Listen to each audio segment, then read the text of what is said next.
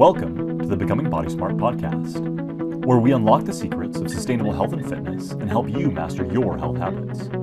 If you're tired of quick fixes, generic blueprints, and chasing short-term results, you're in the right place. It's time to become Body Smart. So, welcome to the Body Smart podcast. That was my imitation of Mark's voice on our podcast. Welcome everybody, and it's my birthday today. So I've been thinking about talking about birthday gifts and stuff like that because I've had a bunch of well wishes and so this is. I told him I have the worst birthday ever. Yeah, it's true. Not really. He does that every year, so whatever. Thanks. Thanks for the happy birthdays. Balloons. Well, so I actually normally hate my birthday. Like, I don't like the attention. It kind of bothers me. I get attention in other ways, I guess. I don't know. I don't need a special day. But so we sent out an email about my gift to me is staying fit, staying healthy, staying active. So if you haven't seen the email, go check it out. But it was a great email as far as like expressing that idea of my best gift that I can give myself is staying healthy and being able to live life on my terms and things like that. So that's what we want to talk about today, is kind of that concept. But I'll tell you what, the second best gift was a reply we got to that from one of our patients, and I want to read it because it warmed my heart. So hopefully this isn't an overshare. I will leave names out of it. There, where to go? Nope, not that one. Sorry. Here we go. So, the reply was, love the idea that this lifestyle is a gift to myself, but also to my kids. Our girls ask us why we go every day, and I tell them it's so we can run around and play with them. We're older parents to young kids, but I love that I can run around on the playground and I can play tag with my kids, and I can crawl through the playground at Living Spaces and Cherry Hill. I've been exercising for a long time, but it's only in the last year that I don't live with pain all day because of the run I did that morning. I show up for myself so I can keep showing up for them. Thanks, Marc and Cameron. Your program changed my life, and it's the gift that keeps on giving. Thank you, thank you. So that warmed my heart. That was awesome. I love getting feedback like that when things are working and people are being successful and it's changing their life. That's such a great feeling. And honestly, it was like the best gift to wake up to this morning. So, but I love that concept. I really do. Of our fitness is really the best gift that we can give ourselves. Fitness whole donut in my mouth. Yeah, fitness whole donut in my mouth. That's what Marc likes to do. Just eat donuts. No. You know, it was interesting though. So as we were talking about this, I was thinking, how does that apply in my life? Yeah. Because I think the Grand Canyon was such a great example. Oh, the email had a picture of us at the Grand Canyon. You should, yeah. I don't know. Well, anyway, yeah. your email. But that was a bucket list trip for you guys. Yeah. Oh, I've wanted to do it for a long, long time. Yeah. Which is so cool, and you should talk about it a little bit. But I thought, like, what's that look like for me? And I've shared this multiple times on here. The fact that I have hemophilia, and I was having a conversation once with the pharmacist at the treatment center that I go to. So I visit once a year where we kind of see, like, how are things going? What do we need to adjust for the next year? And I guess it's been a couple years now. They have this new medication, and he said, the pharmacist said, I'm not sure how this is going to work for you.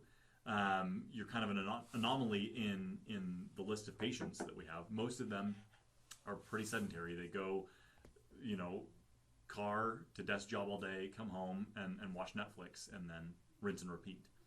And so they're just not very active. And so I'm honestly not sure how this is going to work for you. You're going to be a guinea pig with this. And thankfully, like, it works really well. Like, it's great.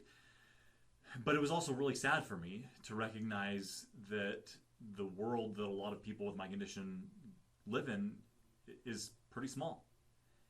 And a lot of it isn't their fault. Like, I recognize that one of the gifts that was given to me was my parents, how they approached my condition, One of my first doctors that I had, right? I don't remember this guy, but he said, let him play, let him be active, let him do stuff. It's a lot easier. Like, we can deal with the bleeds and the bruises and the bumps. It's a lot more difficult to deal with like the psychological aspects of not getting to participate and not getting to explore and to be a kid. And so let him do those things, and we'll deal with everything else. And so as a result, I had parents that encouraged me to be active and to move, and I got to do the things that I wanted. And for years and years, I've loved exercise, and as a result, it's allowed me to have so much more freedom and to make so many more decisions that I wouldn't have been able to do otherwise, to be active, to play with my son. I mentioned before, like, as my parents' health got worse over the years and they were able to do less and less, like, that broke my heart. And it meant that they missed out on opportunities and experiences with grandkids, but even with us as kids. And frankly, that sucks. and it breaks my heart. And so for me to be able to give the gift of activity and exploration and opportunity to my son, and to be able to engage with him is so great. And really, that's the gift of fitness, is the gift of freedom. It gives us more choices. It gives us more opportunities. We can do more with our life, and we can show up in all the ways that we want to, which honestly is the biggest gift. We've talked on here on several different episodes about like our social connections, our relationship being like having a huge correlation with our long-term happiness. And so the degree to which we're able to show up as ourselves in the ways that we want to and to participate in those relationships has a long-term impact on our happiness, but also on the happiness of the people that we share life with. Yeah, well, just think of how few connections you have if you're not able to be active and move and do. I was talking about that actually earlier today with a 90-year-old patient. She's awesome. We were talking about why she is able to stay as healthy and active and with it. I mean, she was, before I came out, she was scrolling on her phone and texting people and shopping on her phone and everything. She's 90 years old and she can use her phone like anybody else. She's awesome. And we were talking about why that is. Like, why at 90 can you be so with it mentally and she drove herself there. And honestly, she's a better driver than many other people younger than her. And the reason why is she didn't shrink her world down by stopping doing the things in life that made her uncomfortable or that were difficult. She maintained her membership at the country club and kept going and kept participating, and she was part of the leadership at the country club. And so she had to still solve problems, and she still had this huge social network of ladies that she golfed with, that she went to birthday parties for and did all the things. But she maintained her physical health well enough that she could still do all of those other things so that she could live the active lifestyle. And that's the thing. The more that we let our physical health go, then we stop the social activities as much. We stop. I mean, you think about, she was telling me about how she wanted to go get some stuff on base, so she still has a base pass to go to the BX, to the grocery store there, because she can get stuff cheaper and things. Yeah.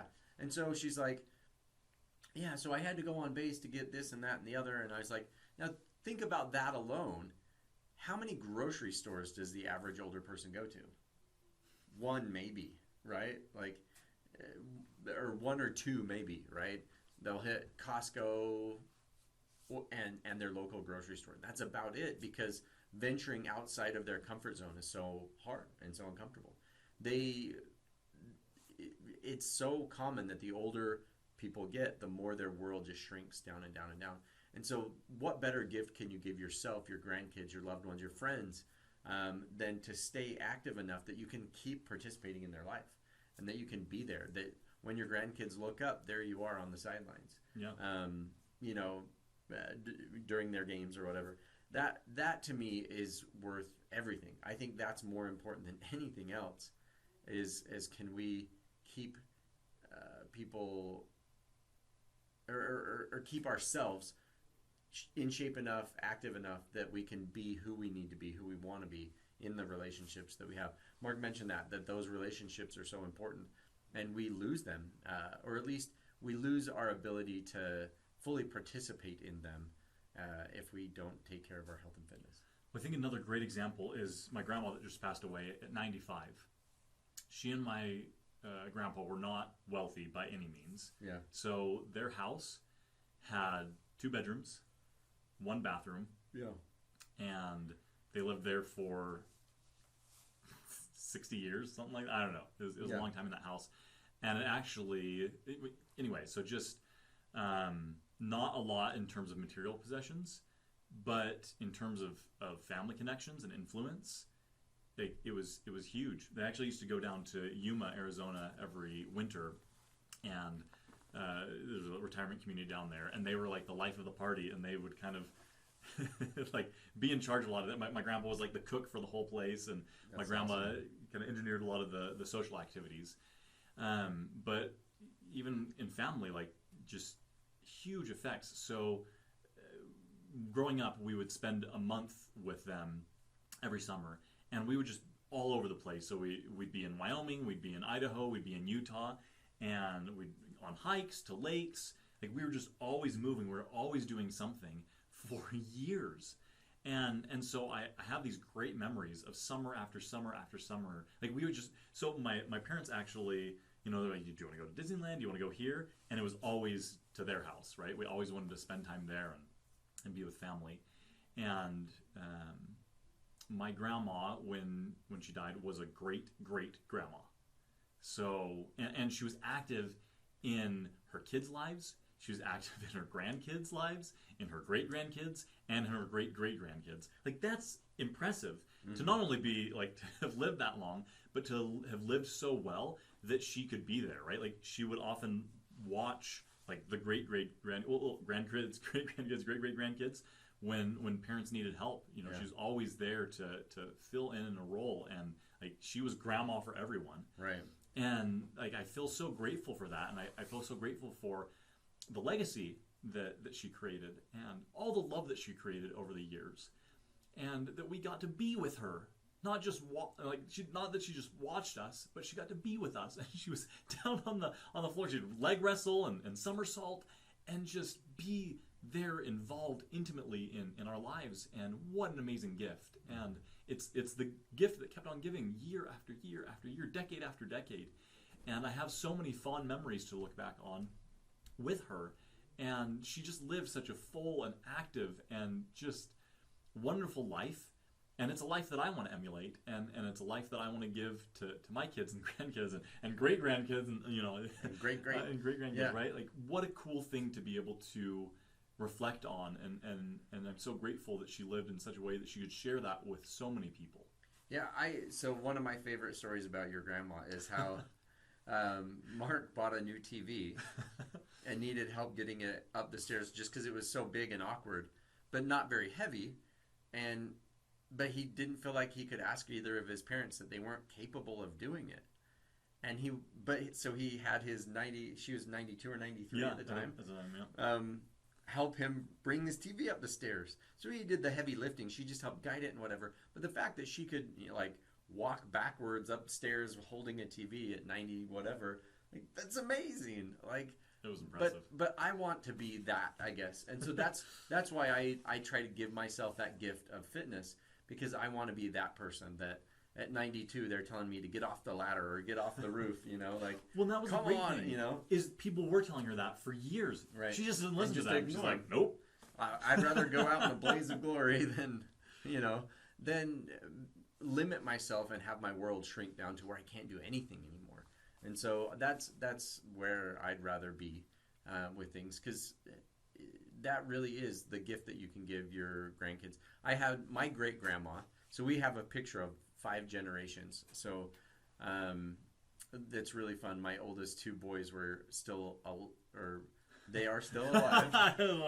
My great grandma, so their great grandma was still alive when they were little, and so we have a picture with them of all 5 generations, and it's just so fun. So she was the ice cream lady in her neighborhood.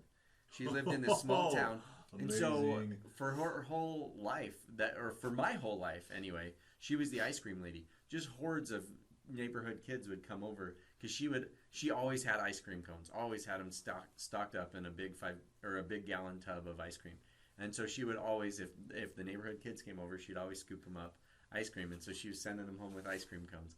And I just, like, wouldn't that be fun to be the ice cream lady, to be, you know, that person in your neighborhood that all the little kids in the neighborhood come over to grab a scoop of ice cream because you're that cool and that with it and that, like, connected still to younger generations as an older person.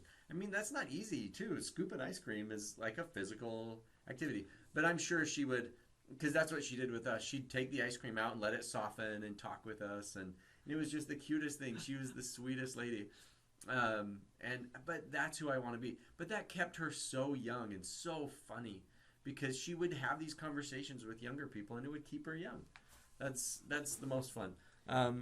Let's see. I wonder if extroverts naturally live longer than introverts. I wonder. That's not a like bad question. I'm sure the corollary to that, though, extroverts probably die faster than introverts when they lose social connection. Yeah, that's probably true. Where introverts are maybe a little more used to it. Introverts probably still have a strong social network. It's just a smaller social network. True. The strength of that social network, I think, matters as much as anything that you that you keep interacting with people versus, you know, just no interaction with other people at all. Yeah. Yeah. Well, you know, as we've been talking, I actually brought this up in a conversation earlier today. It was maybe a year ago. My buddy and I went to like one of the ninja gyms. Yeah. Which are so fun, by the way. Definitely a fun night out. So try that out. But while we were there, we met this guy that was in his mid-70s at that point. And I was so impressed, right? Because he's getting on the obstacles and he's doing them, and honestly, like, better than us. And so I just asked him about it. I was like, how'd you get into this? How long have you been doing this? No, we should have had him on the call. I know. I want to done a podcast episode of him. We're going to do that. You got to go back and find in him. the classifieds, missed connections, right? You're right. I'm sure. I think he goes to that place a lot. I should just keep going back. Taking that place out. Yeah. But anyway, so the point was, he said, this is not something I've been doing all my life. I was in my late 60s when I started this, and it was not comfortable at first. I was really bad at it at first, but I recognized that I wasn't as active as I wanted to be. I could do less, and so I was trying to find a way that I could just get healthier and that's fun and motivating. It was fun and motivating. And so he said, so I just kept showing up. And it took time, right? All these obstacles, like I couldn't do hardly any of them at first. Just to even hang there was pretty uncomfortable. Yeah. And like I was definitely a little sore, but I just kept coming back and kept coming back and kept coming back. And now here he's just like crushing all these different obstacles and showing up like a boss. And so the point is that like, we can like start where you're at. And there's always ways that we can improve. But again, it goes back to that, just can I show up consistently in a sustainable way long enough to make those changes? And so for him, right, like I said, it was not comfortable in the beginning, and it just took time to get proficiency with doing the different things and used to the movements and to build the muscles and to build, you know, the mobility, the stability, the strength, and the power to do all of those things. Yeah. But again, to where he could and to where he was frankly awesome at it. And so I think taking those principles and wherever we are in our health journey, whatever's happened, is beginning to apply those principles and making those changes starting where we're at and just doing it in those small and simple ways so that we can show up now better and decades into the future. Yeah. And that's I love that idea of challenging yourself and doing new things and not, you know, just because it's hard or uncomfortable, not giving yourself the excuse that, oh, I'm just too old for that or things like that. So I love this 90-year-old who I was talking about. She hurt her knee, and she's so mad about it. And it's so funny to watch why she's so mad. She's mad because she's not going to be able to golf as much. And she's mad because it's getting in the way of her being able to do what she normally does in her daily routine. And you know, she's just frustrated and upset that this happened, you know, and I just love that she's so irritated, not by the pain so much as what the pain's keeping her from being able to do. She's like, I just can't afford this. I don't have time for this. I don't, you know, and I love that at 90 years old, she doesn't have time to slow down. that's her mentality. And that's the way to think about it, that we don't have time to slow down, that we need to keep pushing. And that's essentially, we've said this before, that exercise and fitness and all that, it's all about slowing down the slowing down. That we don't need to slow down necessarily just because of the years we've been alive. There's some natural impediment to our power and things like that. We do lose some functional capacity, but it doesn't have to be as much as we think, and it doesn't have to be a lot. Honestly, you can still do amazing feats even into your 80s and 90s. She got a hole-in-one this year. She hit a hole-in-one on the golf course just 2 months ago.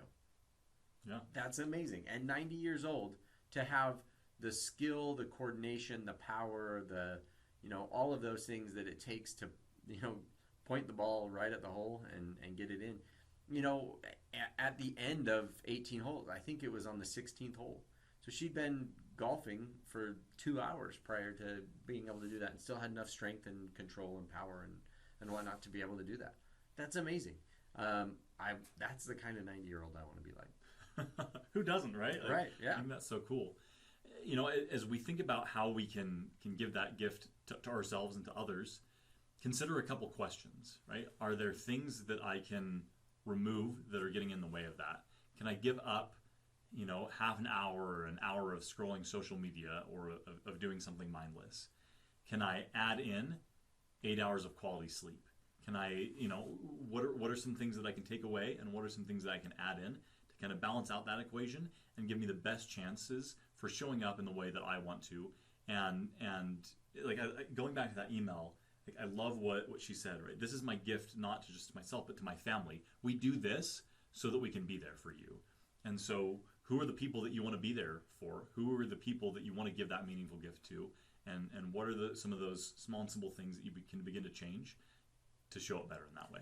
Well, and even greater gift to them, you're giving them of yourself, not just your time, but you. You're giving them the genuine you that you have potential to be. And I think in doing so, you set an example for them to do the same. That's now their norm, is to see somebody that's active and someone that exercises and somebody that participates in their life. And that is such a wonderful gift to them, because that's something that they can then give to future generations and things like that. Setting that example of movement and activity and a full, meaningful life, that is the best gift you can give anybody, right? So I always say that the best gift I can give my kids is to love their mother, to show them how to love somebody and care for them. And then the best gift that we can give as a couple to our kids is to teach them how to lead a healthy, active, full lifestyle. And so, in doing so, we hopefully are blessing their lives and hopefully generations forward in giving them not just longevity, but quality of life and the ability to be in control of their life and lifestyle, so that their body and their health situation isn't running the show. Yeah. All right. That's it. I think that's it. Yeah. I mean, I hate to beat that horse anymore. How many Any more ways better. can we say it? Yeah.